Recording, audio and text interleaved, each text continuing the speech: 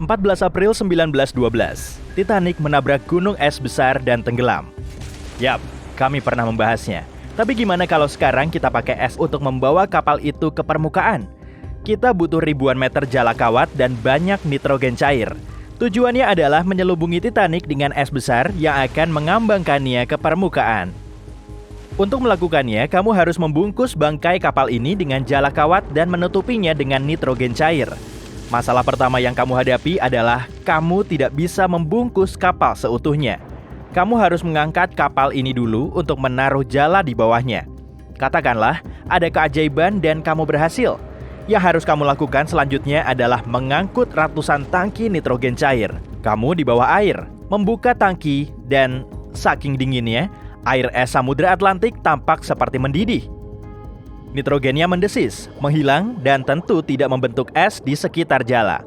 Oke, coba cara lain. Angkat Titanic dengan bantuan magnet raksasa.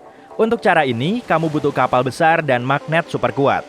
Kamu memasang kabel tebal ke magnet dan menurunkannya. Proyektor menerangi kedalaman laut yang hitam. Sebagian bangkai kapal terlihat. Magnet turun lebih rendah dan menempel ke lambung besi Titanic. Kapal menarik kabel ini beserta magnetnya. Beberapa magnet terlepas dari Titanic karena permukaan besinya diselimuti terumbu karang. Sebagian lambung kapal terkoyak dan terangkat. Kekuatan kapalmu kurang, salah satu kabelnya putus. Proses ini terganggu bukan cuma karena bobot Titanic, tapi juga karena tekanan air yang besar. Kapal karam ini tidak bisa diangkat sepenuhnya, melainkan cuma bagian-bagian kecilnya. Sebenarnya, sudah ada upaya untuk menaikkan Titanic dalam beberapa bagian. Operasi senilai $5 juta ini gagal. Sabuk nilon ditambatkan ke sebagian besar bangkai kapal. Ujung lain sabuk ini terhubung ke mesin diesel. Untuk operasi ini, mereka memakai kapal selam mini. Sebagian Titanic dengan berat 21 ton ditarik naik, tapi salah satu sabuknya putus karena tekanan air yang kuat. Lalu, satu persatu, kabel lain ikut putus dan potongan besar ini tenggelam lagi ke dasar laut. Saat itu, semua peserta operasi penyelamatan sudah kehabisan persediaan makanan dan jaraknya jauh dari pantai terdekat. Jadi, mereka mengurungkan upaya kedua. Dulu pernah ada buku dan film tentang Titanic yang diangkat menggunakan udara terkompresi. Pada kenyataannya, belum ada yang mencoba operasi ini. Untuk melakukannya, kamu butuh beberapa ratus silinder besar berisi udara terkompresi. Awalnya, kamu memasangnya di dalam lambung Titanic dan menunggu sampai kapal terangkat ke permukaan. Tapi, begitu kamu menurunkannya ke bawah air, silinder ini langsung melayang ke atas. Kendala ini tentu mempersulit operasi.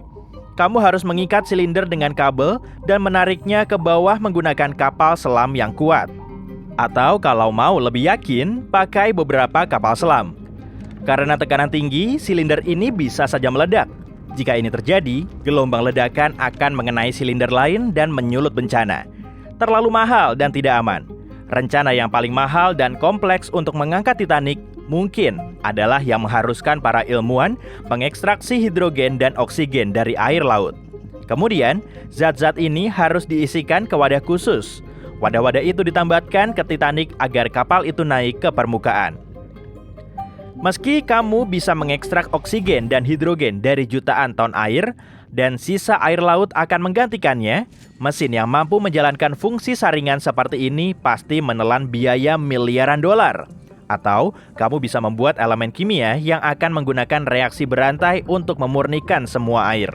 Tapi kalau begitu, seluruh samudra dunia akan kehilangan oksigen vitalnya. Seseorang pernah menyarankan untuk meledakkan Titanic. Kamu harus menurunkan beberapa kotak dinamit ke dasar laut. Kotak-kotak ini harus disegel sepenuhnya agar dinamitnya tidak basah. Lalu, kamu perlu menggunakan beberapa kilometer kawat yang mengirimkan arus listrik ke sana. Setelah selesai, kamu harus pergi ke jarak yang aman. Kemudian, kamu harus menekan tombol untuk mengirim arus melalui kawat dan mengaktifkan dinamit di bawah. 3, 2, 1, stop! Kamu ngapain sih? Kalaupun berhasil, puing-puing Titanic akan tersebar kemana-mana di dasar laut. Dan kita tak akan bisa mengangkat Titanic. Bayangkan, ada kait besar yang bisa mengait Titanic dan mengangkatnya dari dasar seperti ikan. Kait ini harus berukuran besar untuk bisa menarik kapal karam itu. Katakanlah, kamu berhasil membuatnya. Lalu kamu naik kapal pesiar besar, berlayar ke TKP dan menurunkan kait layaknya jangkar. Kait itu jatuh tepat di atas Titanic, tapi tidak mengait. Kamu butuh peralatan khusus untuk memasang kait seukuran bus ke Titanic. Kamu juga butuh kapal selam besar dengan lengan mekanis. Untuk membangun perangkat seperti itu dan membuatnya bekerja di bawah tekanan besar saja sudah hampir mustahil. Tapi katakanlah, kamu akhirnya berhasil mengaitkan Titanic. Lalu, kamu menyadari kapal pesiarmu tidak kuat mengangkat kapal dengan berat lebih dari 50 ton ditambah kait seberat 10 ton. Untuk menyelesaikan misimu, kamu butuh beberapa kapal lagi dan tambahan beberapa juta dolar. Lilin cair panas yang akhirnya dingin dan mengeras akan mengapung ke permukaan air. Bagaimana kalau kita mengirimkannya ke dasar laut untuk menuangkannya ke dalam Titanic? Ini mungkin berhasil, mengingat lilin bukanlah bahan yang mahal. Jadi, kamu melelehkan lilin, menuangkannya ke dalam tangki kuat dan menariknya ke bawah dengan bantuan kapal selam. Tangki ini bisa menahan tekanan besar, dan kapal selam punya kekuatan yang cukup untuk menurunkan lilin ke kedalaman seperti itu. Wadah-wadah lilin ditempatkan di dalam Titanic. Dengan remote control, kamu membukanya, tapi lilinnya tidak keluar. Makin dalam kamu menyelam, makin dingin pula airnya. Saat kamu mengirim tangki lilin ke Titanic, lilinnya mendingin dan menjadi padat. Beberapa wadah menekan atap dalam kapal, tapi tidak cukup untuk mengangkat Titanic. Wadah lain hanya melayang ke permukaan. Dan meski wadah lilinnya termostatik dan tetap panas di bagian dalamnya, begitu dikeluarkan, lilinnya akan mengeras dalam sekejap. Lilin tidak sempat untuk menyebar dan menyelimuti Titanic dari dalam. Jadi, lilin ini hanya akan mengambang. Oke, kamu mengisi beberapa kantong besar dan kuat dengan vaselin. Zat ini mirip lilin jika mendingin, yaitu menjadi padat dan mengapung. Kamu ingin menaruh kantong ini di sekeliling Titanic dan menunggu vaselin membawanya naik. Kamu memuat kantong ini ke kapal selam dan turun ke dasar laut. Beberapa bagian Titanic tidak bisa dicapai karena karang yang menempel. Kamu pun membongkar semua kantong ini di satu tempat. Tapi begitu kamu mengeluarkan vaselin dari kapal selam, kantongnya robek karena tekanan yang kuat. Vaselin yang padat pun mengambang, terbawa oleh air. Misi gagal. Ide yang paling gila adalah mengisi Titanic dengan jutaan bola pingpong. Bola plastik kecil yang diisi udara harusnya bisa mendorong kapal ke permukaan. Tapi begitu kamu mulai menurunkannya ke bawah, bola plastik ini akan segera menjadi gepeng dan semua udara dari bola keluar. Kamu bisa mengirimkan bola ini menggunakan kapal selam, tapi begitu menaruhnya di dalam Titanic, tekanan akan meremukannya lagi. Kamu juga bisa membuat bola yang terbuat dari bahan ultra ringan kuat dan mengisinya dengan udara. Kalau ini caramu, kamu butuh lebih banyak uang.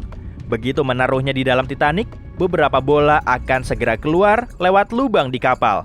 Dan yang tersisa tak akan cukup untuk mengangkat bangkai kapal seberat lebih dari 50 ton dari dasar. Tapi untuk mempelajari Titanic, kamu tidak perlu lagi ke dasar laut. Di internet, kamu bisa menemukan peta 3D mendetail yang menunjukkan situs beserta kapal itu sendiri di dasar laut. Untuk mendapatkan gambaran realistis Titanic, para peneliti menggunakan teknologi sonar dan robot bawah air yang mengambil lebih dari 10.000 foto kapal karam ini. Jadi, gimana menurutmu? Biarkan saja di sana? Oke, aku setuju.